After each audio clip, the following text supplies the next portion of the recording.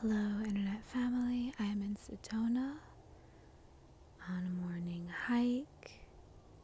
Spiritual energy feels very strong this trip. Ancestral energy is super up. There's a lot going on in the world, so Sedona's energy feels very much like a trampoline to me. You can kind of jump and the ripples go out, and it also inspires a sacred vibe, which makes it easier to pray and stuff. I've got my staff.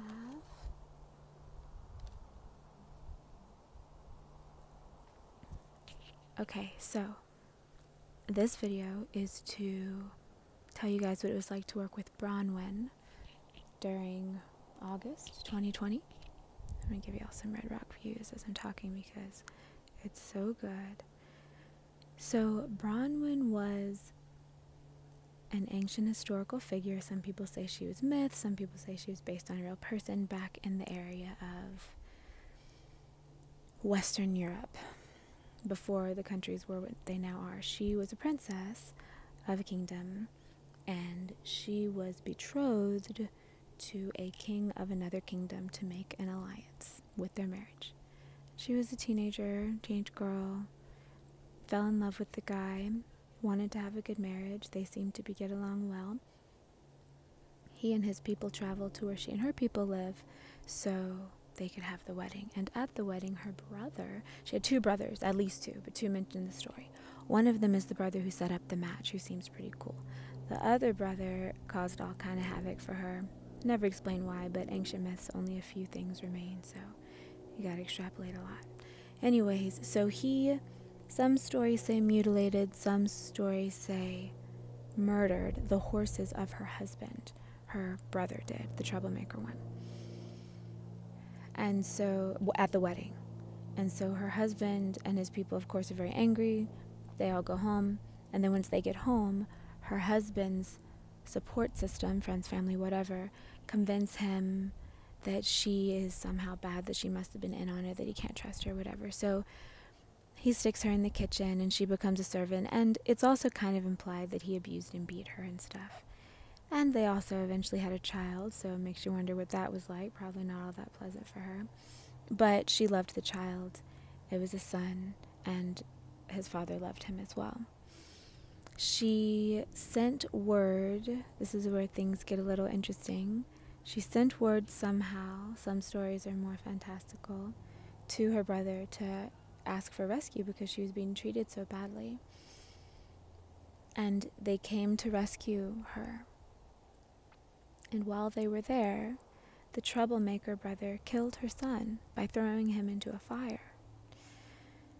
And so there's a big battle and a lot of people died, and she finally got home to her original place again, but she was, of course, heartbroken. Most of the people in her family had died who she loved the most, and she may have ended her own life. I'm not sure. Some of the stories say she did, I believe. And so meeting with her spirit has been so interesting. The theme has been forgiveness, and one of the very first things I saw when I would meet her, so she appeared to me as a young woman, long dark hair, of European descent, so pale skin, and the real old school Celtic aesthetic. And she, first off, was telling me how she didn't do anything to deserve any of that, at least not in that lifetime. All she did to deserve that terrible reality was be lovely and a teenage girl and totally innocent. But in order to live that out, that's how it had to go, because that's the ingredient you needed to create that archetype, right? So I will tell you guys, forgiveness is hard for me. It is. That's one of the shadow sides of my integrity. I have really strong integrity, but that then means that if it gets breached, forgiveness is difficult for me. So working with her was really interesting for me. Things that I learned. Forgiveness has to be authentic in order to be real. However, it is something you can work on. So you can't say, well, I'm not ready to forgive, period. What you can say, and this is the last thing I was going to say too, what you can say is, I want to be able to forgive. I'm working in that direction. And then as you check in with it over and over, but that also implies that you're doing the work of checking in over and over, you see that each time you're closer and closer and closer. I also learned that forgiveness is not for the one who is forgiven. It is for the one who forgives. This is something that I already knew, but working with her daily, it went in deeper, deeper, because it's like poison in you. I had the experience of learning some things about my family when I was going through this process, about people who've already passed over, but a huge injustice done. Very serious. Life or death, in fact, literally went down between some of my near ancestors. And so I had to work on forgiving, because one of them was my ancestor, the other one was also my ancestor. So both of it is in me. So I had to work on forgiving someone who I could never talk to, someone who I could never ask questions that I wanted to know, to help me build those bridges in my own heart. And that was interesting. Something else about forgiveness I learned was that forgiving someone doesn't necessarily mean you invite them back into your life. Some people I forgave during this process in my own mind, who I didn't even necessarily know I hadn't forgiven until something came up through this. And I still have no desire to interact with them. Whatever happened was still toxic, and I wouldn't want to open it back up in my life. I also learned that forgiveness sets you free. It sets you free. She showed me how she lives now. She has a whole existence going on that has nothing to do with the life that she once lived directly. She's not still acting out those traumas or anything in her experience of life as an entity.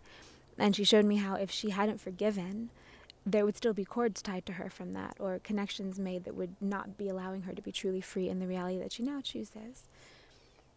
So that was really powerful. And forgiveness means different things in different times, and also I think as humanity right now we're working a lot in forgiveness, forgiving each other, forgiving ourselves. And also, if we zoom out, we remember that we're all one family. We're all on this one planet, so it is all us. And we are all each other's cousins. It is all us. There's no one else.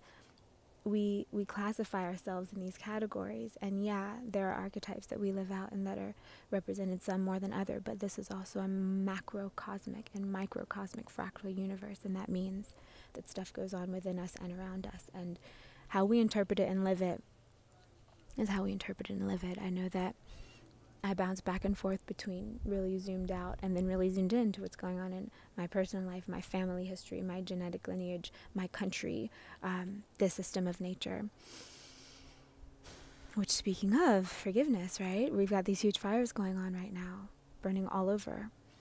And this is part of, I believe, the big shift, the earth saying, okay, it's enough. And so then it's up to us as we interact in the future, as we rebuild, as we recommit to the kind of lifestyle that we're choosing, that it be something sustainable. I'm very much aiming myself toward the reality where people have an innate sense of dignity about how we treat the earth. And so it's nothing we have to convince each other of, because we can feel it, which once upon a time we did, but throughout all of the traumas in human history and creation, the numbness came. And so curing the numbness is a huge part of it, right? So yeah, forgiveness. It's for you, not for them. It's something you can work on. You can come around to it. It definitely feels better. It makes you free. It's a process. It's okay if you're not ready, but doing it is definitely for you. So yeah, it was great working with Branwen.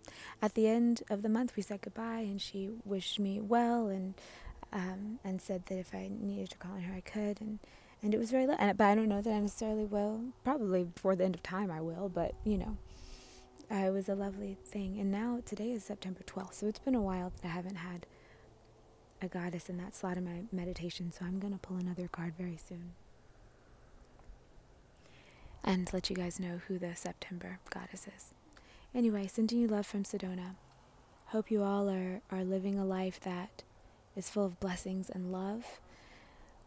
I'll talk more about this later, but I have witnessed a beautiful healing in our people, in our nation, in our planet, in my nation, and our planet, that you wouldn't see on the news and on the screens. That has been a very real thing that I've seen. So sending you guys love, sending you Reiki. Have a beautiful day.